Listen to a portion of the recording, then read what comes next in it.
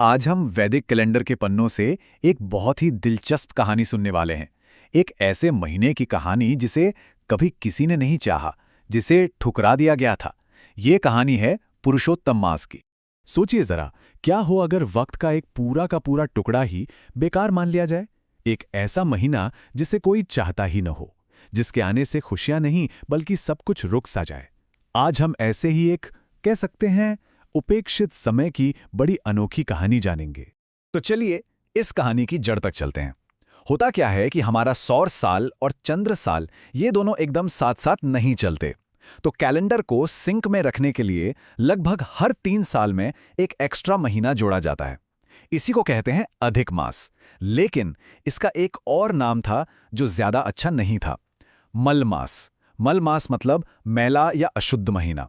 और नाम ही नहीं, काम भी वैसा ही था। सोचिए, इस पूरे महीने में कोई भी शुभ काम जैसे शादी ब्याह, गृह प्रवेश कुछ भी नहीं होता था। अब देखिए, वैदिक परंपरा में ना हर महीने का एक स्वामी देवता होता है। लेकिन इस बेचारे महीने का कोई नहीं था। कोई मालिक नहीं, कोई रक्षक नहीं।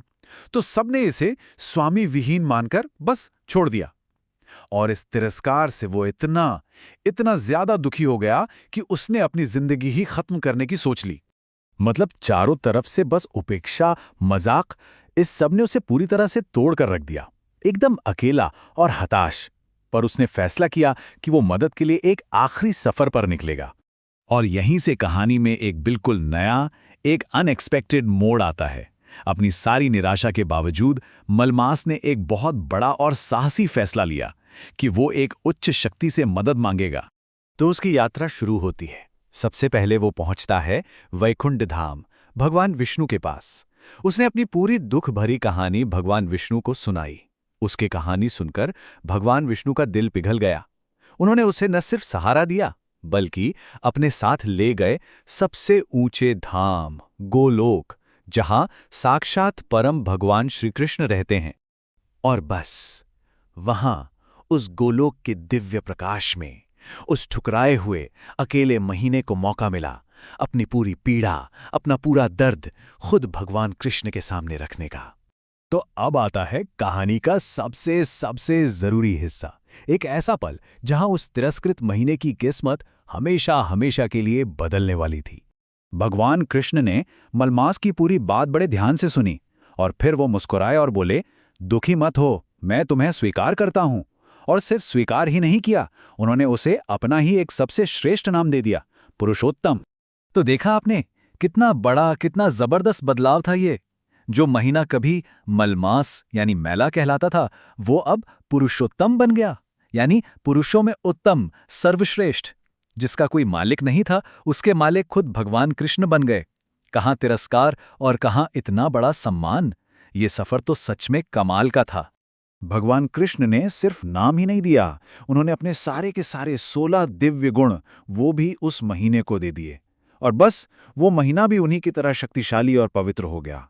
इतना पवित्र कि अब वो बाकी सभी महीनों से भी ऊपर सबसे श्रेष्ठ माना जाने लगा। अच्छा, तो इस पुरानी कहानी का आज के समय में क्या मतलब है? आखिर ये महीना इतना खास, इतना पवित्र क्यों बन गया? चलिए अब इस पर बात करते हैं। असल में भगवान कृष्ण ने ये वरदान दिया कि इस महीने में किया गया कोई भी अच्छा काम, कोई भी भक्ति, उसका फल कई गुना, मतलब कई कई गुना ज्यादा मिलेगा। उन्होंने कहा कि जो कोई भी इस महीने में पूरी श्रद्धा से पूजा, दान या जप करेगा, उसके सारे पाप खत्म हो जाएंगे और उसकी हर इच्छा पूरी होगी। और ये सिर्फ एक कहानी नहीं है, ये आज भी लाखों लोगों को प्रेरणा देती है। तभी तो इस महीने में लोग खास पूजा पाठ करते हैं, दान पुण्य करते हैं, व्रत रखते हैं, क्योंकि ये माना जाता है कि इस दौरान किए गए पुण्य का फल अक्षय होता है। मतलब ऐसा फल जो कभी खत्म नहीं होता। शास्त्रों में भी कुछ खास काम बताए गए हैं जो इस पवित्र महीने में करने चाहिए, जैसे कि भगवान के नाम का जाप करना, श्रीमद् भगवद गीता जैसे पवित्र ग्रंथ पढ़ना, दीप दान करना और जरूरतमंदों की सेवा और उन्हें दान देना। ये सारे काम बहुत पुण्यदायी माने जाते हैं। तो कुल मिला के देखें तो ये सिर्फ एक महीने की कहानी नहीं है, ये तो एक ट्रांसफॉर्मेशन की, एक बदलाव की कहानी है। ये कहानी हमें दिखाती है कि कैसे कोई चीज जिसे बिल्कुल बेकार, बिल्कुल तुच्छ समझा जा रहा हो, उसे भी सबसे ऊंचा सम्मान और सबसे ज्यादा मूल्य मिल सकता है। और आखिर में ये कहानी हमारे सामने एक बहुत गहरा सवाल छोड़ जाती है कि अगर एक ठुकराए हुए, नकारे हुए समय को भी इतना मूल्यवान बनाया जा सकता है, तो क्या हमारे जीवन में किसी भी इंसान को या किसी भी हालात को सच में बेकार या मूल्यहीन समझना सही है? इस पे सोचिएगा ज़रूर।